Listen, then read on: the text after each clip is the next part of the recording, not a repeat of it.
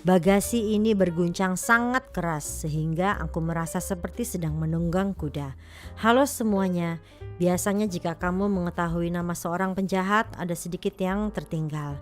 Cari dan tangkap saja langsung jika kamu tidak berbaring dan terikat di bagasi.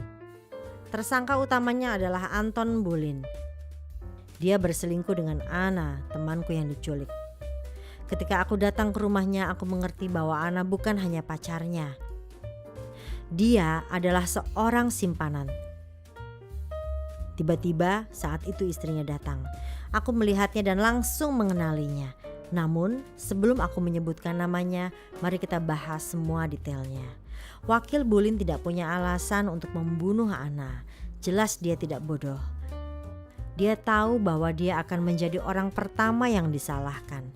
Aku memiliki banyak kecurigaan tentang seseorang, yaitu pemimpin utama Christopher. Dia punya motif untuk menyingkirkan pesaing utama untuk posisinya. Dia meyakinkan bahwa dia sedang dalam perjalanan bisnis di kota lain pada saat penculikan itu terjadi. Mungkinkah dia membayar untuk penculikan Anna? Tidak. Sebenarnya tidak. Dia lebih penurut. Baiklah, selain itu tersangka ketiga yang aku ketahui baru-baru ini, istri wakil Anton Bulin. Motifnya jelas, cemburu, takut kehilangan suaminya. Surat-surat dengan ancaman jangan menghalangi jalanku juga bisa dijelaskan. Apa yang ingin dilakukan seorang istri untuk menyelamatkan pernikahannya? Bisakah dia mendapatkan posisi di perusahaan simpanan suaminya untuk mengetahui lebih banyak? Aku rasa iya.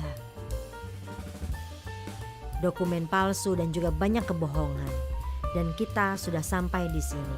Istri dari wakil pejabat kaya raya berubah menjadi Christine analistik media. Gadis yang aku ajak bicara di kantor, yang bekerja hanya sebulan.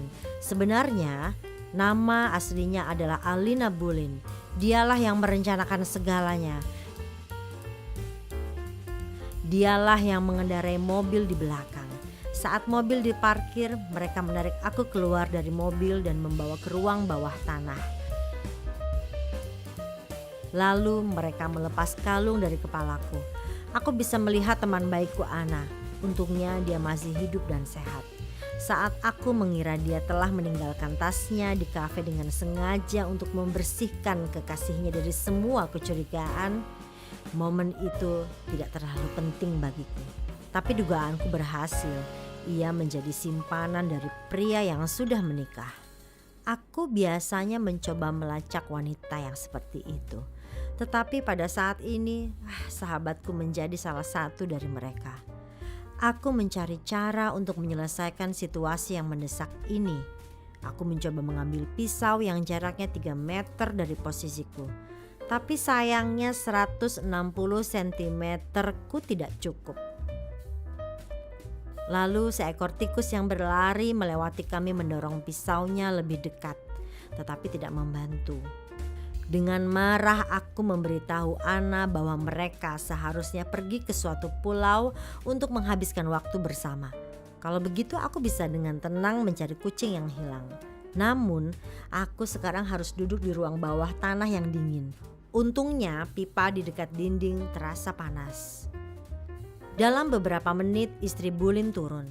Alina mengatakan bahwa dia akan segera selesai dengan kami. Jujur saja, aku percaya padanya karena tidak ada yang tahu keberadaanku. Ketika aku ditemukan, mungkin semuanya akan terlambat. Dia mengambil pistol dan membidik Anna. Aku berteriak padanya bahwa semuanya bisa diselesaikan dengan cara lain, tapi jelas dia tidak akan setuju untuk bernegosiasi. Dengan bodohnya aku mencoba menendang pistol dari tangannya. Tetapi itu berhasil. Dia meleset. Saat itu juga aku berdoa untuk semua dosaku. 1 menit kemudian tiba-tiba Bulin datang. Saat Alina teralihkan, aku berhasil menendang pistol itu dari tangannya. Segera setelah Bulin, polisi pun datang. Mereka menangkap dan memborgolnya. Ketika aku berada di dekat rumah wakil pejabat itu, saat mereka melemparkan aku ke bagasi, Bulin telah memperhatikan dan mengejarku. Lalu dia menelpon polisi dan memberitahu alamat tempat kami ditahan.